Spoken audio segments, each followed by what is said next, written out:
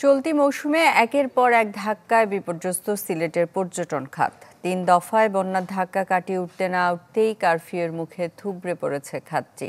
ক্ষতির পরিমাণ দাঁড়িয়েছে ৫০০ কোটি টাকায়। প্রকৃতির অপরূপ সৌন্দর্যে সাজানো সিলেট, যা মন কাড়ে ভ্রমণ পিপাসুদের।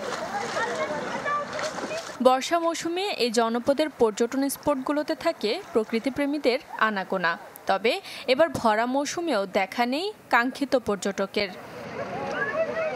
গেল মে মাসের শেষের দিকে বন্যায় প্রায় পর্যটক শূন্য ছিল সিলেট। দুর্যোগ কাটিয়ে ব্যবসায়ীরা সুদিনের স্বপ্ন বুনলেও ফিকে হয়েছে চলমান পরিস্থিতিতে। আমাদের অনলাইনে আমরা আমাদের পেজের মাধ্যমে বা এর মাধ্যমে আমরা গ্রুপের মাধ্যমে আমরা পোস্ট করি, ওইখান থেকে আমাদের রেসপন্স আসে এই করে। তো যেহেতু অনলাইন নেই, সেক্ষেত্রে আমরা আমাদের গেস্টের সাথে আমাদের কোনো ধরনের কমিউনিকেশন নাই। তো এই অবস্থায় যদি আসলে চলতে থাকে তাহলে খুব একটা সংকটপূর্ণ সময়ের ভিতর দিয়ে আমরা যাচ্ছি।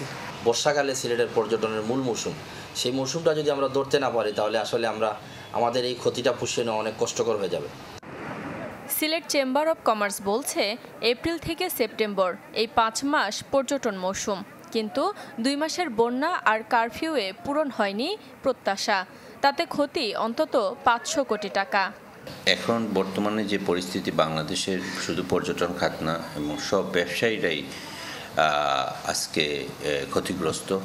এবং আপনারা জানেন এখনও আমরা লেনদেন করতে কিন্তু অনেক কষ্ট হচ্ছে। ব্যবসায়ীদের পাশে যেন মাননীয় প্রধানমন্ত্রী দাঁড়ান এবং ব্যবসায়ীরা যে ক্ষতিগ্রস্ত হয়েছে সেটার জন্য একটা প্রণোদনা যেন উনি দেন।